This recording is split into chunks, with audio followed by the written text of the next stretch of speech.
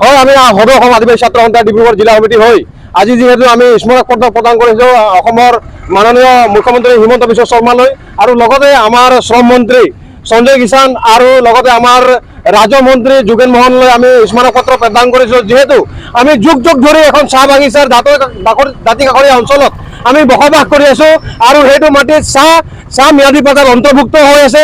আৰু দুৰ্ভাগ্য কথা, আমি ভাৰত স্বাধীন হোৱাৰ ৭৪ বছৰ অতিক্ৰম কৰা তৎসত্ত্বেও আমি এতিয়া বৰ্তমানলৈকে আমি মাটিৰ অধিকাৰৰ পৰা সম্পূৰ্ণ বঞ্চিত হৈ আছোঁ। আৰু সেয়ে আমি চৰকাৰক দাবী জনাইছোঁ, অতি শীঘ্ৰে টি পাট্টাৰ পৰা যিটো অন্তৰ্ভুক্ত হৈ আছে সেইটো কৰ্তন কৰি যিসকল আমাৰ দাঁতি কাষৰীয়া অঞ্চলত বসবাস কৰা আদিবাসীসকলক ভূমি পট্টা প্ৰদান কৰিব লাগে।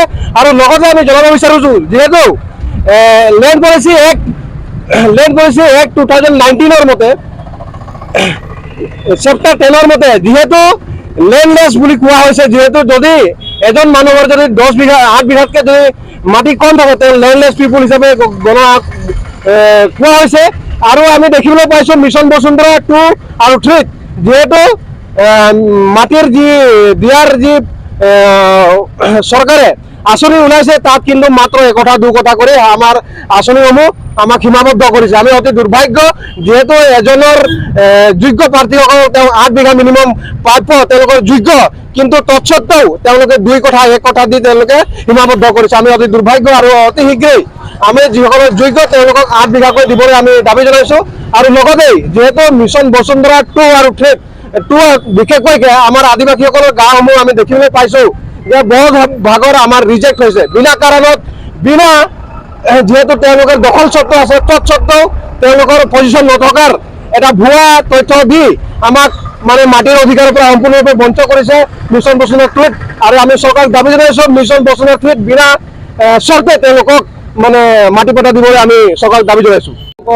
আমি জনাব বিচাৰোঁ যে অসম চৰকাৰৰ যি বসুন্ধৰা আঁচনি আহিছিল, সেই আঁচনিৰ পৰিপ্ৰেক্ষিতত আমি যিটো ফাইনেলাইজেশ্যন যিটো পালোঁ লিষ্ট, সেই সম্পৰ্কে আমি যদি চাবলৈ যাওঁ তেনে আমাৰ আদিবাসী লোকসকলৰ প্ৰায় সংখ্যক মাটিৰ যিখিনি তেওঁলোকে দিবলগীয়া আছিল 8 বিঘা পৰ্যন্ত তেওঁলোকে দিয়াৰ কথা কৈছিল, তাৰ ভিতৰত আমি এপ্লাই ক্ৰমে আমি মাত্ৰ 2 কঠা বা 3 কঠা পৰ্যন্তহে পাইছোঁ। তো সেই ভিত্তিত এক পৰ্যায়ক্ৰমে ভাল আৰু সুচিন্তা কৰি তেওঁলোকে যাতে এটা ভাল আপোনাৰ মীমাংসা আনিব লাগে, তাৰ বাবে আমি দাবী জনাব বিচাৰিছোঁ। লগতে বৰ্তমান আহিবলগীয়া আগন্তুক যি বসুন্ধৰা 3 তাত আমাৰ চাহ ম্যাদীৰ থকা বা চাহ ম্যাদীৰ দাঁতি কাষৰীয়া অঞ্চলত যিখিনি আমাৰ আদিবাসী লোকসকল বাস কৰি আছে সেই মানুহখিনিক পট্টা দিয়াৰ ব্যৱস্থা কৰিব লাগে।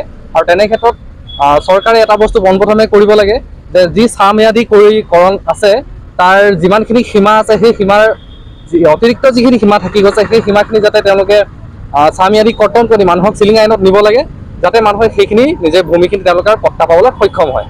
আৰু উপৰোক্ত এই বস্তুখিনিৰ লগত আমি আজি ধৰ্ণা কাৰ্যসূচী লৈছোঁ। আৰু লগতে আমি